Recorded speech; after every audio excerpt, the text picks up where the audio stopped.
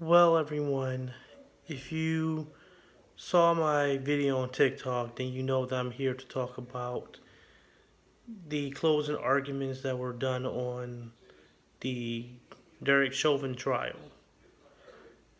I was watching a YouTube video done by David Pakman, a great YouTuber, by the way, and he's going over the closing arguments done by the defense and some of the things that defense was talking about, like I said on TikTok, if I was a part of the jury, it would be hard for me not to find Chauvin guilty. I mean, really, it looked as if he was just throwing everything at the wall, see what sticks, and go with that.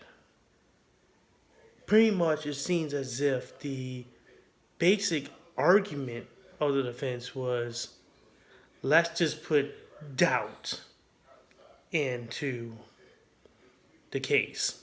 We're not trying to prove that Chauvin was innocent.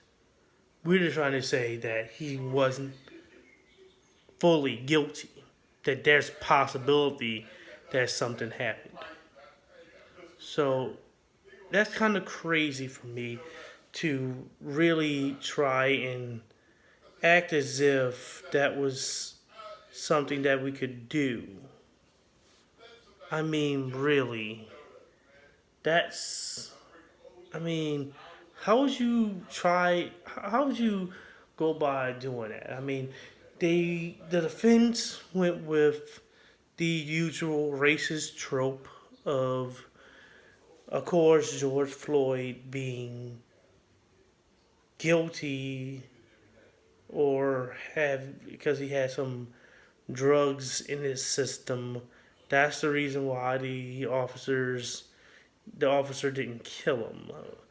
Or he broke the law because he had the counterfeit 20. He knew he had it, and that was illegal. And he's a drug dealer of some sorts. And the basic usual tropes, even up to and including the fact that George Floyd somehow had superhuman, godlike strength, and these officers had no choice but to kill him.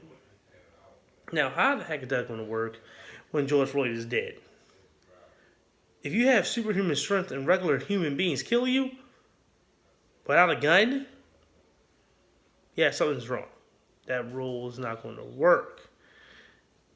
And so, during the closing arguments, they went with the usual thing of, hey, people, a lot of times fake medical emergencies, saying, oh, I can't breathe, just to try to avoid going to jail. That does happen, yes. But again, that would work if George Floyd was alive and well. You can't say George Floyd is faking a medical emergency when he's dead.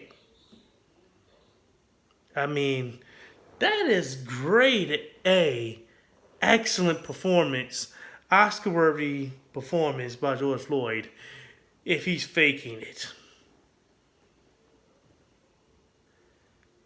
That's the reason why I said, like, if I was on that jury, I would find it almost impossible not to come out with a guilty verdict. The defense didn't do their job. I mean, the prosecution would literally come in with an expert that not only would come in and say, yeah, what you see is what you get right there in the video. The pulmonologist, for instance, showed directly the exact second when George Floyd took his last breath. The direct second, direct frame when he died. And he went on to explain to the fact that after that direct second, Derek Chauvin's knee did not move off of George Floyd's neck until 4 minutes after.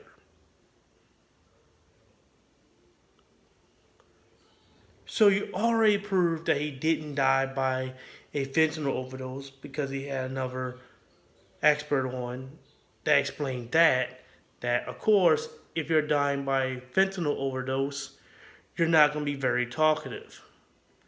Suffocation, oh yes, definitely in the situation that George Floyd was in, because he was pressed against the ground and he couldn't exhale correctly, he couldn't inhale correctly, his breathing was limited, and of course Chauvin's knee was on his neck, preventing him from getting the accurate amount of oxygen into his system. So slowly but surely he was going to die from suffocation. Even the defense own witnesses was agreeing with this. So I'm sitting here watching these videos of some conservatives, especially like Ben Shapiro, Michael Knowles, and people like that, Candace Owens as well, trying to say that, oh no, this was nothing more than the jury bending to the woke mob. Do you really believe that these jury members give a rat's ass what was going on outside? Especially when a lot of them, the majority of them, by the way, were white. 6 of the jury members were white. And 4 of the jury members were black. And 2 of them were of a mixed race. Doesn't mean they were black mixed with black and white. They were a mix of other races, Korean or something like that. They came back, all of them. And as I remember correctly, there was a member of that jury that believed in Blue Lives Matter. Now, Derek Chauvin only needed one jury member to get a hung jury. And you expect that someone that believes in Blue Lives Matter, that they would, of course, be the one to create a hung jury for the officer. But obviously they seen the video and they heard the evidence being displayed to them to the point where they couldn't even come back and let him off the hook. This was not a trial that should have been up for debate. Conservatives that are trying to swing this as Democrats somehow having a conspiracy theory going on with this thing, somehow having their tentacles in it. No. Look at the facts. The video was crystal clear. The body cameras that the officers had were on, but for some odd reason, again, as what happened during police altercations that lead to an innocent individual being killed, the body camera footage somehow miraculously disappears. So the evidence that we had was the primary footage that we all seen. And if that's the case, what do you expect? They killed George Floyd over a $20 bill. Be it counterfeit or anything else. Over $20. Get that. $20. And like always, conservatives are trying to spin this in a way that make the officer look as if they are the ones in the wrong. I'm just going to dispel some of these myths that you hear with this. No, this had nothing to do with Maxine Waters. Yes, she came out and rallied the crowd up about protesting a little bit more, not going home and things like that. This wasn't going to turn into anything that's, reminds you of January 6th. It wasn't going to be, oh, let's riot and loot and whatnot. She has no power. First of all, she's a Democrat. So, of course, she doesn't have any power because they don't know how to wield power. Second, there was nothing leading up to it. January 6th, we found out that this was planned months in advance. And Trump had a history of promoting physical violence. So, Maxine Waters talking about if we don't get a guilty verdict, we should protest a little more. Why wouldn't you?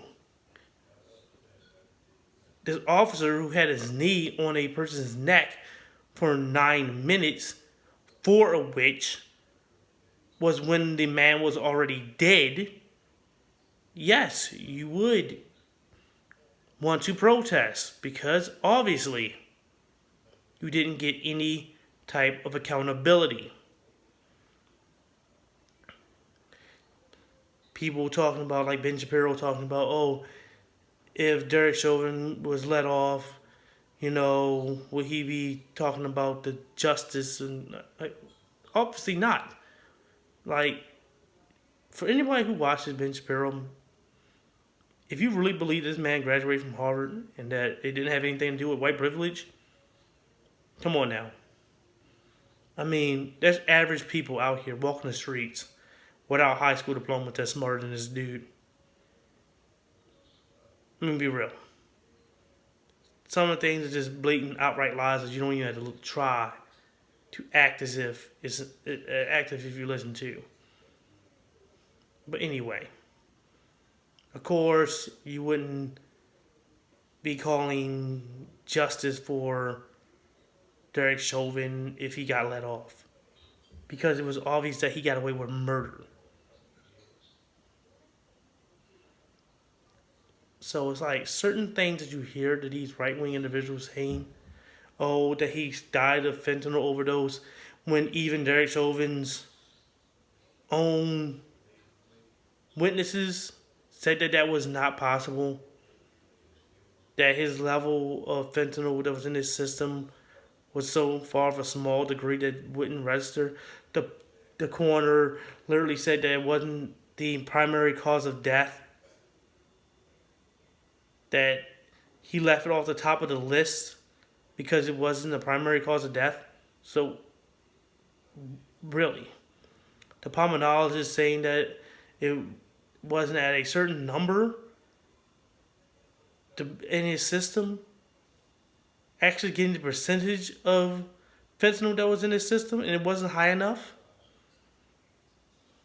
And literally laying out the fact that even if he was a healthy individual, that he still would have died because Chauvin had his knee on his neck for over 9 minutes, and that would have killed even a healthy individual. So, again, I'm trying to find out how this blatantly obvious slam dunk of a case was a left-wing hit job. That was a conspiracy theory going on. Like, oh, it wasn't real.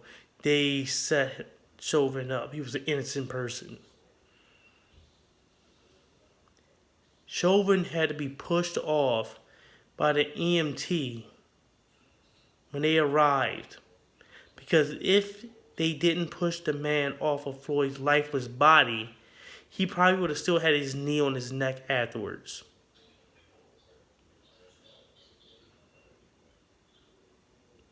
Literally, the only thing stopping this from being first-degree murder was what Chauvin was wearing. That traditional light blue shirt and navy blue pants. If he was wearing, let's say he was wearing what George Floyd was wearing, and he was black and George Floyd was white, the conservatives would be calling him for first-degree murder on the spot. And rightfully so, it would be first-degree murder. Because it's not as if you couldn't feel that the fact the man was dead. The one thing I can say that us human beings are good at is killing things. We know when things are definitely dead. Because you can feel it sometimes. So, of course, he knew that Floyd was dead. And to make sure that he kept his knee on his neck for 4 minutes afterwards to say, well, if you want to fake like you're dead, I'm going to keep it there to make sure you really are. Is that enough to depict his intent? Because to me, yeah, it does. If it was a regular person, yeah, that would definitely say that he was intending to killing him. Yeah, it would be. The only difference here is that Chauvin was a police officer.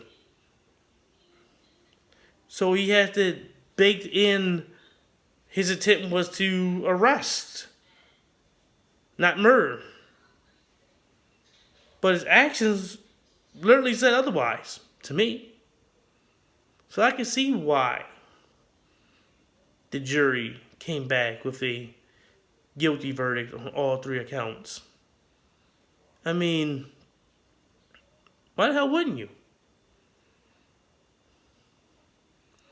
I'm not even going to go into what Candace Owens talked about because I know people want to hear that. But really, she's nothing more than a trained monkey. And conservatives is telling her, go grab that banana, monkey. Just go grab it. And there's a bunch of them out there. You know, I like to call him Uncle Ruckus. The racist black character from Boondocks. You should watch it. It's pretty good. Because these individuals don't want to help the black community. They want to harm it. And they're, pro-racism.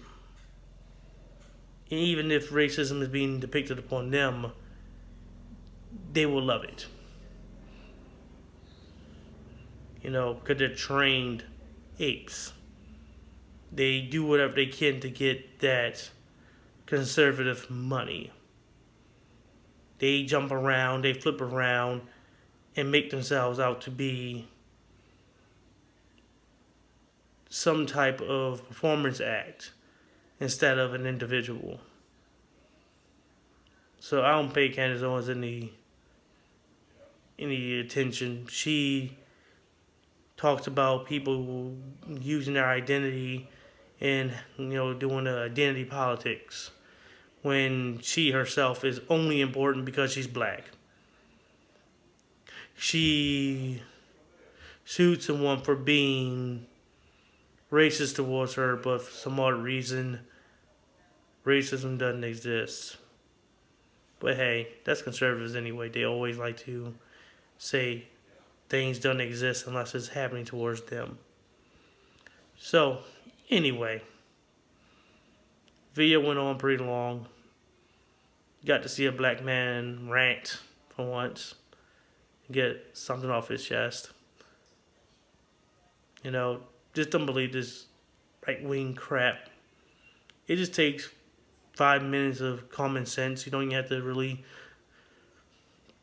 look things up online really anymore. Just take the time to say why, really, or what, mainly.